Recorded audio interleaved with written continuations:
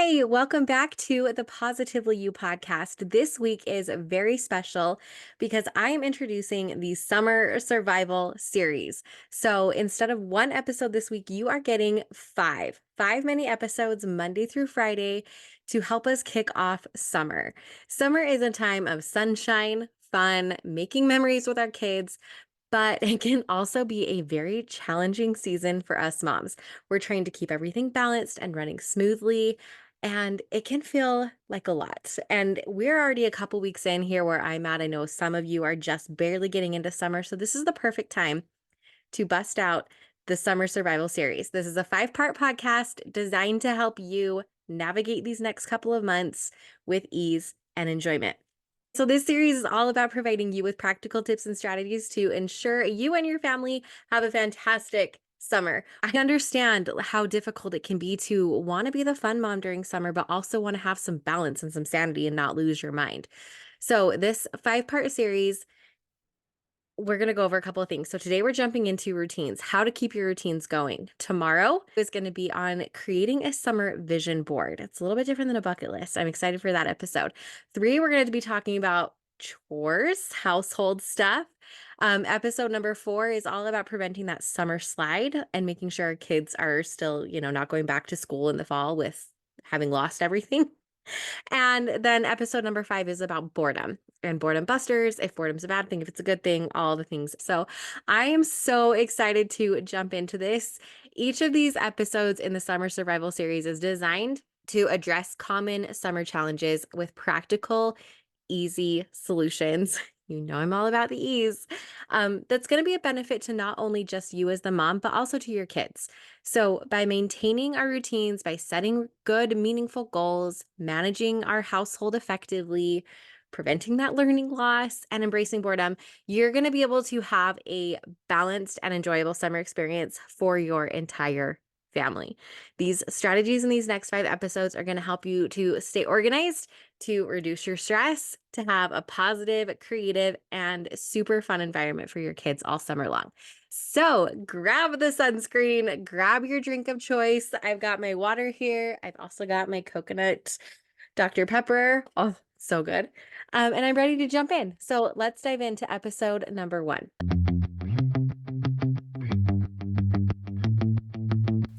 Welcome to the Positively You podcast. I'm your host, Jessie Larson, and I'm passionate about helping you shift the way you think so you can create a life you're absolutely obsessed with. Each week, I'll be bringing you a guest or a thought that's going to help you feel more optimistic and equipped to take real action.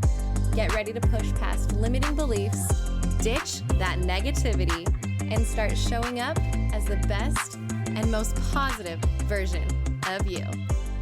Girl, let's do this.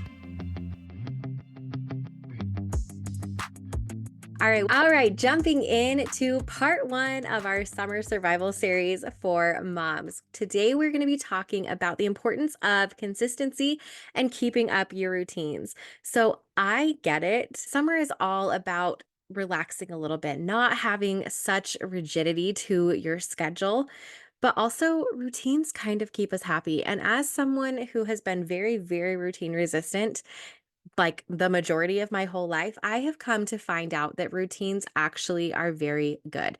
There's this analogy. Yep, I'm going to share an analogy. You know, I'm going there of water and like a river. And I used to go up to Flaming Gorge, Utah all the time in the summer as a kid. And there is this green river. It's called the Green River that is absolutely gorgeous. And it's in this big, huge canyon, this big, huge gorge.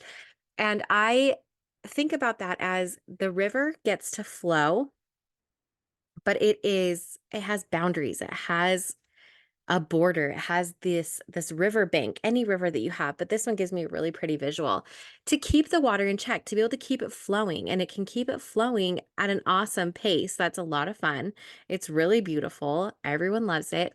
Without the banks, without the structure of a riverbed, of the banks keeping it in check, the water would go everywhere. It would be chaos. It would be muddy. It would be a huge mess. There would be no flow.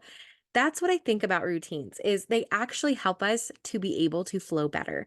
So as we're heading into summer, And I'm super excited for a little bit of a let go. I'm excited to not have to get up super early to get my kids off to school. I'm excited for a little bit more of a relaxed feel, but with some routine and some structure too. So having these routines can actually really help us to have more flow and more flexibility in the summer. That might seem counterintuitive, counterproductive, but it really is. So keeping up our same routines, we just might want to adjust them a little bit for summer. Okay. That might mean moving bedtimes back a little bit. If you have a really strict bedtime of like 8 o'clock, hi, it's me. And I'm shocked that I've been able to keep this up for as long as I have. Fingers crossed I can keep going, especially because I have a 13-year-old now and he hasn't really pushed back. But that means pushing back maybe your bedtimes from a strict 8 o'clock to, a 9 or a 9:30, but you still try to stick to that. It means having some flexibility, but not ditching them altogether, right? Summer means that it is light outside later and longer, and it can be hard to stick to a bedtime routine. But it also doesn't mean that every single night needs to be a party. So the nights that you can stick to that routine a little bit more and then have more fun and more flexibility with it, right? Where we kind of have almost this baseline that we come back to, but we can flow within that. So our routines are important. This might mean including your kids in your workouts. That's one of the big ones that I definitely don't want you to ditch. And hi, I am preaching not only to the choir here, but to myself. This is a lesson that I need to hear myself.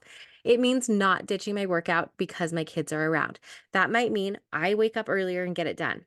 That might mean I include them in my workout, right? I can include them in my morning yoga if that's what I want to do. I can schedule in weekly hikes and bring them along with me. It can mean doing a fun Saturday family hit workout. We do those all the time and it's a lot of fun. It also can mean getting it done when your kids have other things going on. So my daughter has been having 9 a.m. soccer practices at a soccer field that has a mile track. So guess what I've been doing? I've been walking that track every morning while she's been at soccer.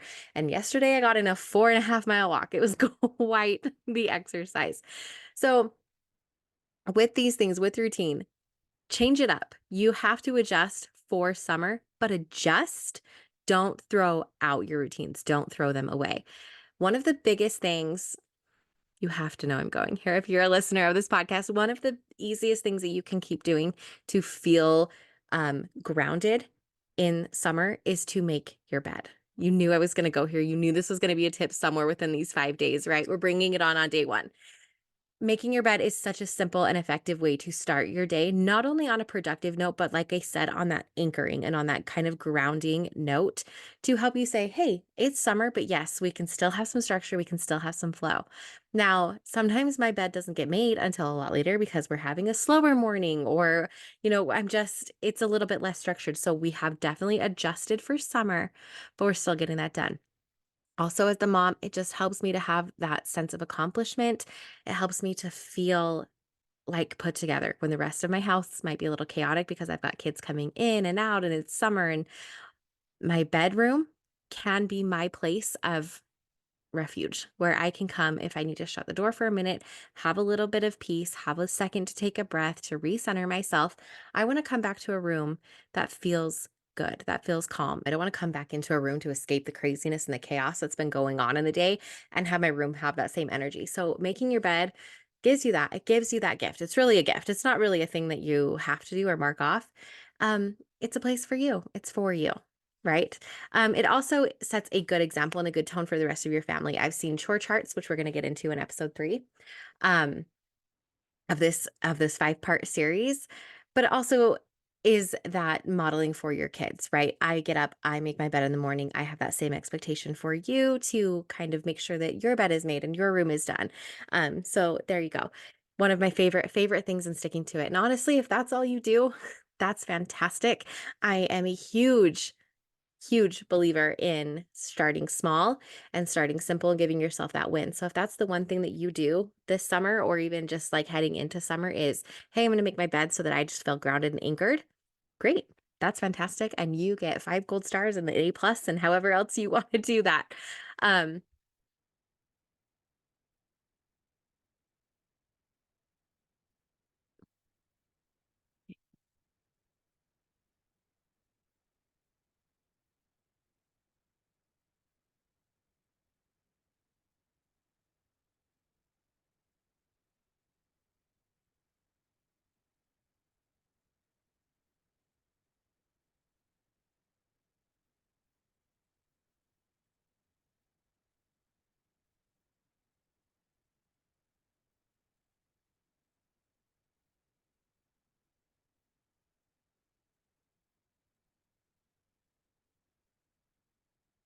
Okay, do I want to redo this?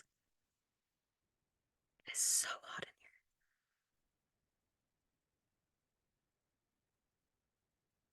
here. Yeah, we do. Okay. We don't just throw it all out like we might want to. We just adjust. So instead of throwing out bedtime, right, we move it back a little bit. Or instead of completely forgetting our workout, which, hi, I am preaching this not to the choir. I am definitely preaching this to myself as well. That means adjusting. So that could be including my kids in a morning yoga or in a weekly hike together, that I'm getting that done. It might mean that we organize a family hit workout day on Saturday or something like that in order to I hate this.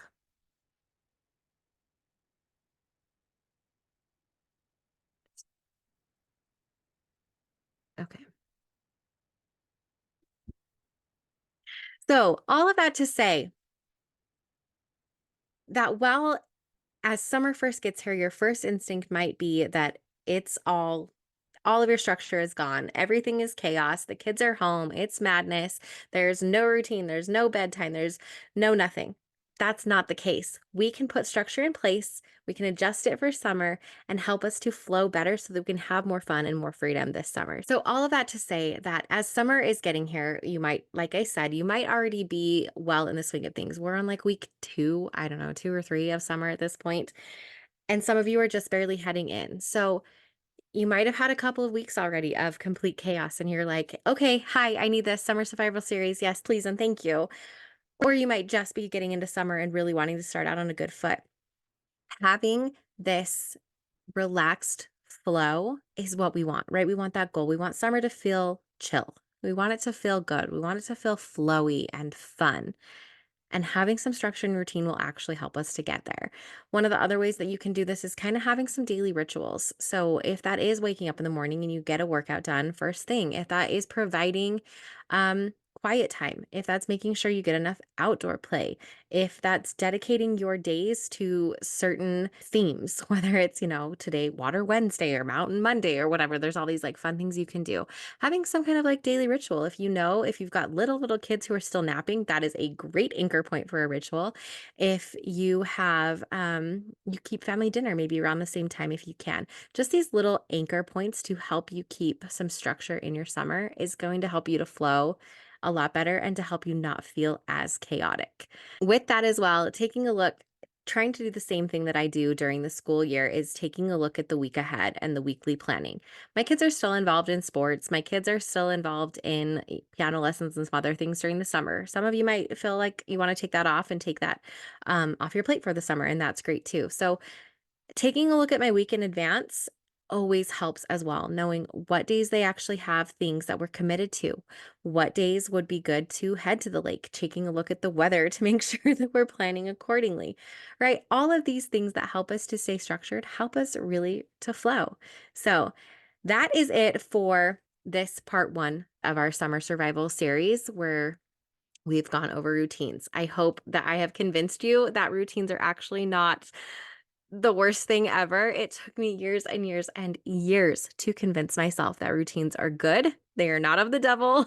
They will really help you thrive and actually give you more and more freedom. So, I would love to chat with you more about routines in the summer, where you're running into a roadblock, where you are really thriving. If you have a routine that you're like, Jess, I have this and it works really well for me, and I want to share it with all of the listeners too, please let me know. So let's continue this conversation over on Instagram. Let's chat in the comments or in the DMs, either one. Or you can hit reply to my weekly email that comes out. And if you're not on the email list, send me a DM. I'll get you on that as well. All right, that is it for this episode. I will see you tomorrow for part 2 of our summer survival series, where we are going to be talking all about creating your summer vision board and bucket list. All right. Thank you for hanging out with me again today. I'm so glad you pressed play. If you want to take a quick second to share this episode with someone you think would love it too, that would be amazing. If you're loving the show, make sure you go and leave a review on iTunes. Reviews are like magic for podcasts, and your review will help get this show into the ears of more amazing women just like you. And come find me over on Instagram. I'm there at positively.jessie, and I cannot wait to hang out with you some more. So until next time, have an amazing week.